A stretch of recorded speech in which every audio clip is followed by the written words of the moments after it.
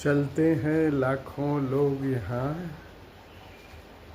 पर मंजिल कुछ ही पाते हैं। इसलिए नहीं कि राह कठिन, वे चलते हैं रुक रुक जाते हैं। मौतों से मत होना गाफिल,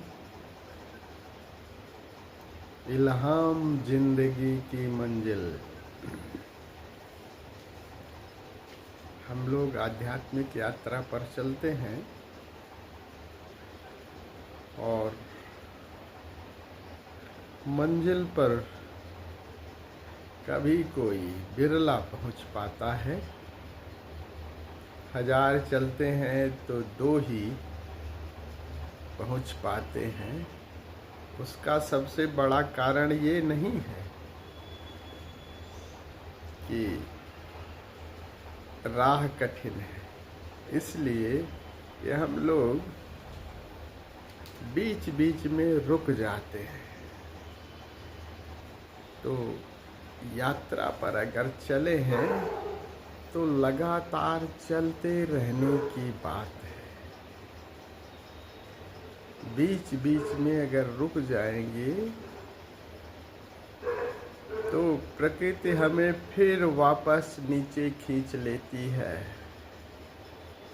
ये साधक को ध्यान रखना है, क्योंकि मनुष्यत्व से ऊपर की यात्रा में प्रकृति आपका सहयोग नहीं देती।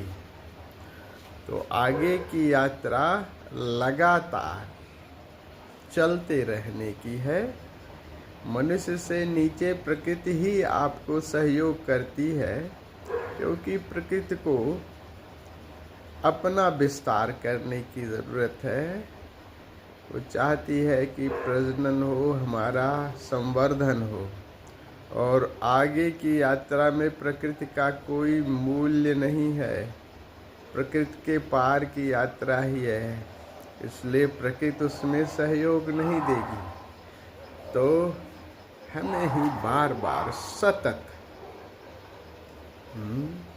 हर शिला खड़ी रह जाती है, सरिता आगे बह जाती है। सतत प्रयास करते रहना पड़ेगा। और ध्यान रखिए कि मौत आए से पहले इस जिंदगी को समझ लीजिए, और ये समझा जा सकता है।